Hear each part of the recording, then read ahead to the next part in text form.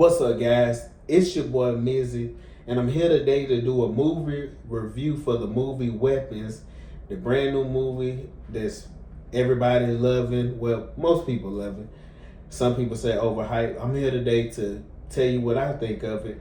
And I've been wanting to do movie reviews for a while, so hey, why not start with something that's fresh on my mind? I went and seen it last week. I constantly been thinking about it. It's one of the most interesting movies I've seen in a while. So, hey, I just want to get into it, break it down. I may be here, there, all over the place, but I guess just like the movie, we'll wrap it back up at the end. So first of all, the movie starts out just like the trailer, if you've seen the trailer. And this is a spoiler review. So if you haven't seen the movie, see the movie, come back to this. Save it. But it starts out, all the kids go missing out of the classroom, but one kid. And I wonder, did anybody else think that one kid had to have something to do with it? Because it was weird. Like, why did this one child still be there? When that first, even when I seen the trailer, when I first saw that, I was like, damn, why would the one kid still be remaining? I'm like, it has to be something with him and the teacher. I was thinking either one, come to find out it was just with Alex. But anyways, it starts out, everybody's mad at the teacher. Of course, you got the guy been played Archer. You got him. He's the parent. I think his son name was Matthew. He's missing. Of course, any parent would be mad. Where's these kids? Why only your classroom? What's going on? It shows her in the beginning going home. Somebody knocking on her door. Then somebody ringing the bell. I think it was ringing the bell. I can't remember. She walks outside, and then, like I said, she sees somebody draws a witch on her truck, which was, now we know after watching the movie, it really was a witch, which is weird because I just never thought the movie would go there. But anyways, it shows her storyline, and like I said, it goes actually through 6 non-linear storylines. It's like people crossing, and then it comes together at the end.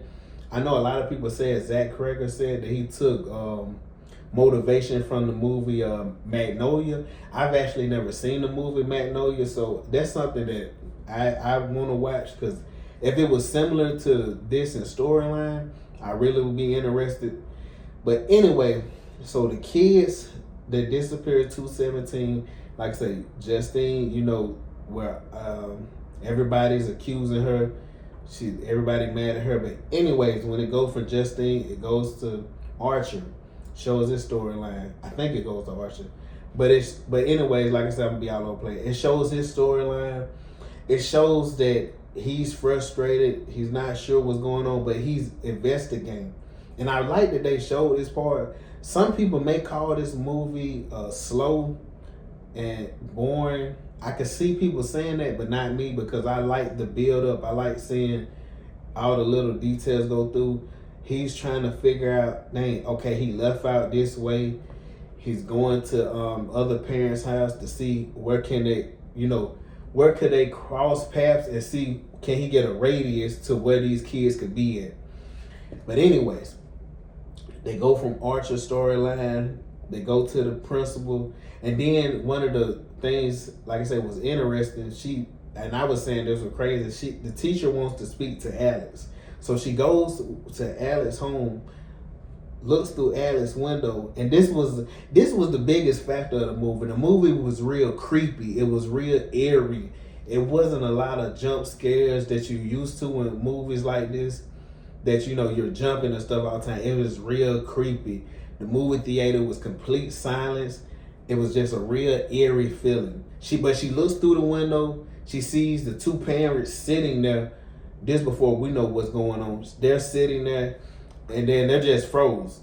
She falls, looks back. They're still in the same spot. But anyways, then hold on. And another thing, did anybody think watching? Once I thought about it, I'm like, okay,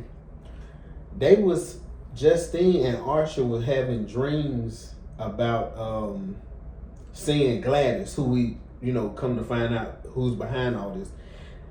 When Justine was having the dream, she looks down the hallway. She wakes up and she sees Gladys on the ceiling, and that's one jump scare. When that happens, she was awake then. So I'm wondering, they didn't explain it, and I think Zach Cregger did that because he wants to have discussion about the movie. But when she wakes up and she sees Gladys on the ceiling, she was awake then. So I'm wondering, did Gladys have some kind of power that she could get in people's dreams, and could she place herself places without actually being there physical? Like she could, send her spirit out or something. Because and this I'll jump into like I say about the drug addict, the junkie. But when he was running from the police officer and he sees Gladys standing out there and she's waving, was that her actually, or was that her sending her spirit or somewhere? Because we can kind of guess that Gladys is really old, or it could be hundreds of years old. It's just no telling. But anyways, that would make the movie so creepy, because like I said, it's a mystery. You're trying to figure out, like, dang, what's going on. My thoughts before I knew it was a witch, I was thinking it was probably some Pied Piper. I was thinking of stuff back then, like it's something leading these kids all to one spot, which it was, but I never thought of a witch. I definitely wasn't thinking that perfect. I don't think nobody could watch this movie and guess that was it. If you say you did, hey, you're great. You're great, man. But anyways, so we go to seeing from the perspective that I really want to spend time on is the one Alex. This is when you get like, okay, this is what is happening. So Alex, it shows that his aunt is coming to stay with them because she's sick. I first started thinking once I left the theater, I was talking to people. I'm like, man, was that actually his aunt, or did she? Because they said they met her years ago. They really don't know her, and the way she was introduced was just weird. But she says she's his aunt. When Alex first meets her, he looks out the window. He sees that his dad bringing in the stuff, and then when Alex wakes up the next morning, he goes talk to his parents. But when he goes in the room, brushes his teeth, he peeks in Gladys's room where she's staying. He sees the tree that she's taking the limbs from, and doing her witchcraft stuff. But then he looks over, sees her. That was another creepy part, real creepy. Like I said, Zach Cregger, he was great at building suspense and moments. It wasn't a lot of jump scares, like I said, but it was real eerie and creepy. But anyways, Alex sees her, jumps, but then when he comes home from school, both of his parents, like they was froze on the couch earlier, they're in a subdued state sitting at the table. He comes in, mom, dad, he's trying to figure out what's going on. Gladys comes down. I don't think did she have a wig on then? Dang, I can't remember, because she had the red wig on. Like, it almost made me wonder, like she was looking almost like a clown, really. It was real weird. But he sees her, he says that the parents are fine. That might have been when I got the most chills. Even now, just thinking back about it, I was like, that was the most creepy. Because Alex throws the water on his dad's face. His dad just sits there, and he just does like this. Like he wipes his face, but still like he's in outer space. It's almost like, and it's funny because they said Jordan Peele fired people because he lost the bidding war to this script. But it's almost like they were in a sunken place because they were just sitting there subdued. When she tells Alex to go up to bed or whatever, when Alex comes down, Gladys sits across the table and she starts saying, do not tell nobody of my existence. Don't tell nobody at your school that you know that I'm here, that you know anything about me. Don't say nothing about me. So then Alice just sits there quiet, and she was like, she starts she pulls out her tree branch or whatever, It's funny because I got this fake right here though. But she pulls out a little tree branch. I guess she must already had their hair wrapped around it or something. She does it, and then they the mom and dad pick up forks and just start stabbing each other. And then Alex, he runs, try to grab his dad. He's like, stop. But the interesting part was, because she didn't say a spell or nothing, so I'm like, is it that she could just tell it herself inside herself? Because every time she just pricked it and then broke it, and then she had some water and put the branches back in the water, and then they stopped.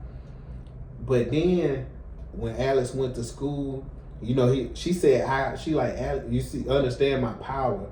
I can make your parents hurt each other. I can even have them eat each other.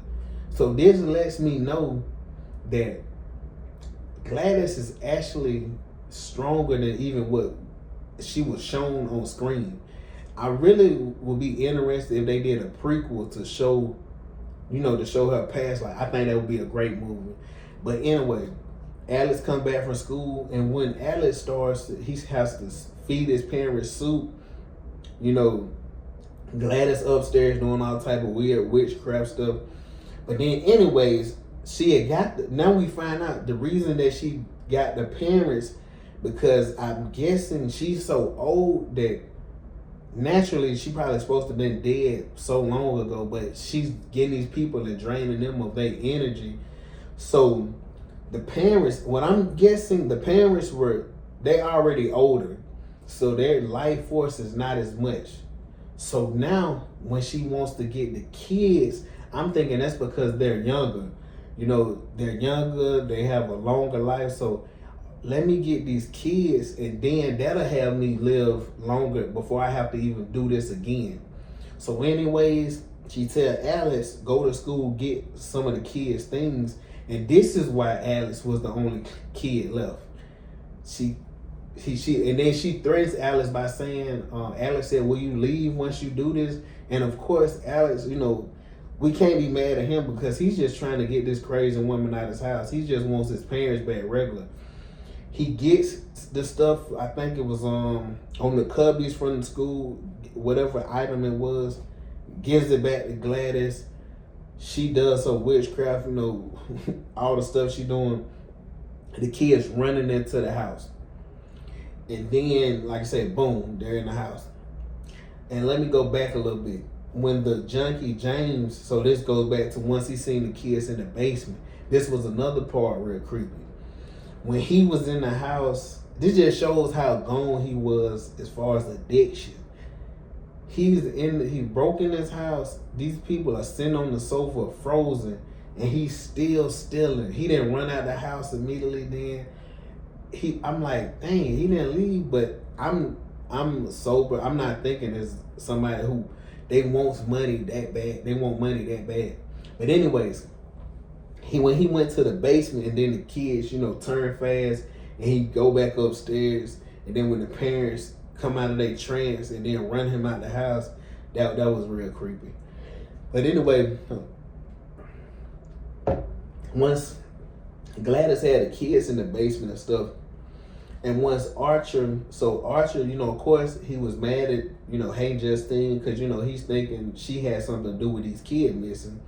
And when he meet her at the gas station, and the teacher, Marcus, is under the spell, which we come to find Gladys put him under the spell, because when she came to his house, if only, and it's funny because it almost it's a humanity debate, because she's an older woman, you're not threatened by, so when she came to the door, talk out of breath, or whatever fake story she was doing, she act like, oh, I need help or whatever. Then the guy's partners lets her in.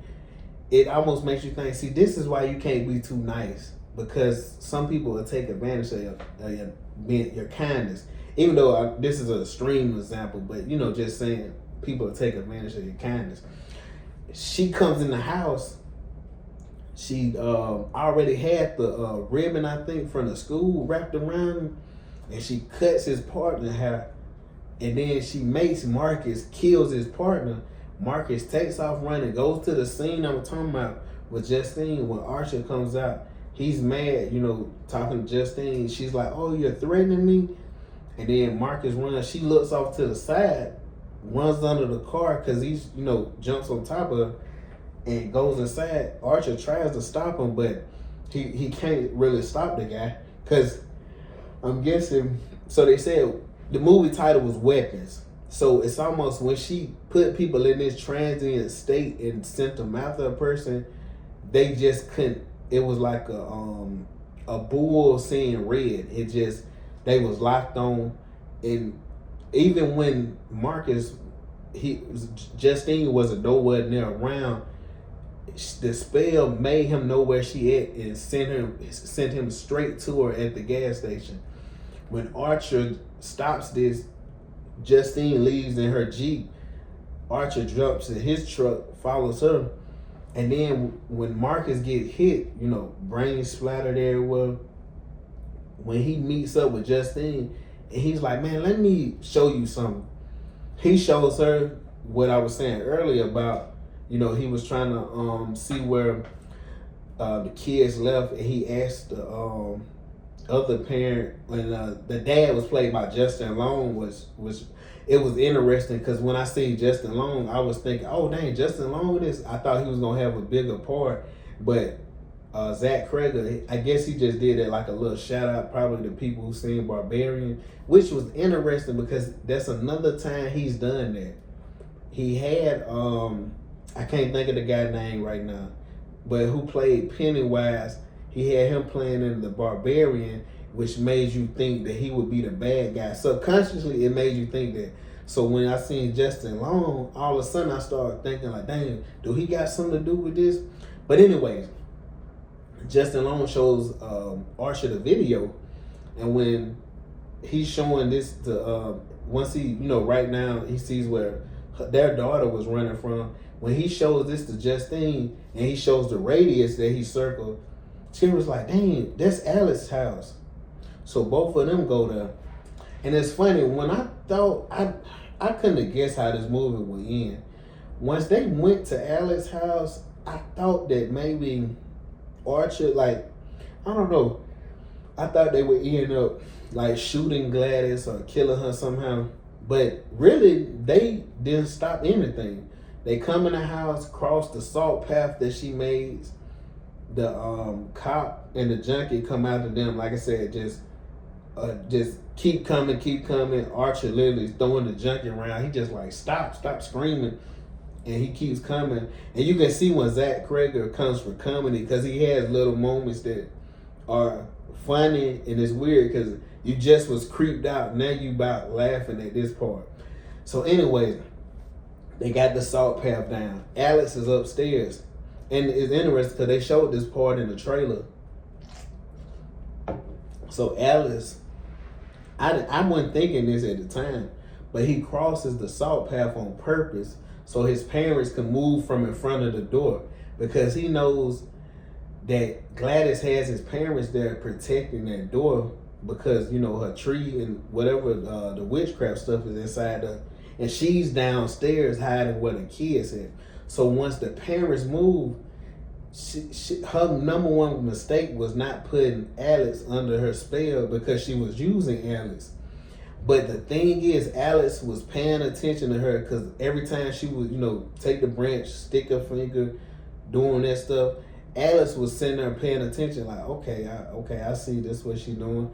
But then when the parents run out, Alex runs around, gets into the room, he grabs the stuff, then some of her hair, he wraps around the small tree branch, posts his finger, breaks it. Soon as he breaks it, Gladys looks up and she's immediately knows that it's over. She knows like, oh my God. The kids come running up upstairs, just rushing up there, straight after her. She's running, and this where it really became comical because she's running just like she's literally running, falling, tripping. Because she's looking like, what the hell? Like the kids catch her and rip her to parts. They tear her mouth open. They just rip her all over. Archer comes, picks up Matthew and then leave, and then the voice that was in the beginning of the movie come back and say how some of the kids start back talking 2 years later, and how some of them were never the same. And it's like, I think Alex went to live with some other family because his parents, they never came back. I think that might have been because his parents were older maybe, and some of their life force already got drained. But anyways,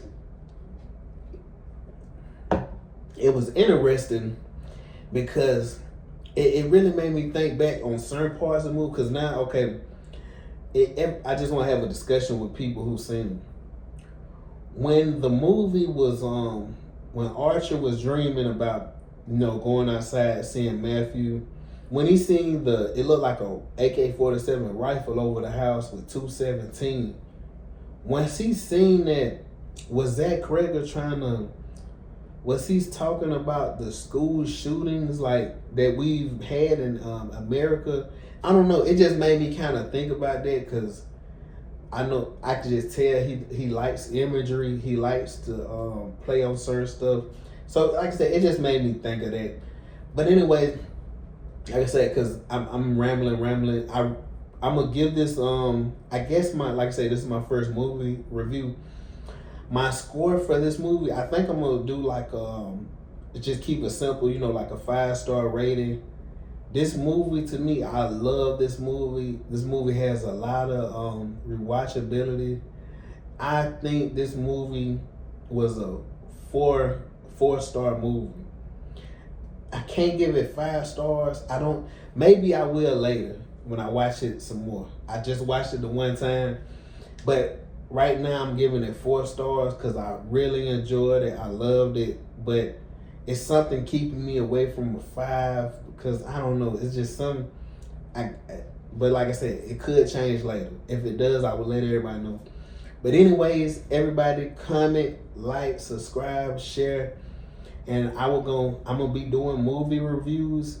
I'm gonna try to start posting them weekly.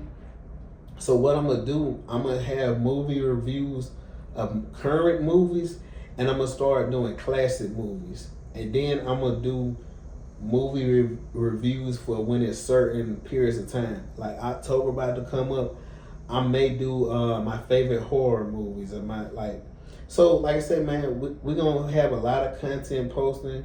Subscribe, like, and share. Everybody who like the fitness content, I appreciate you. Everybody that's supporting the Alabama football content, I appreciate you. But everybody have a good day out there and stay well.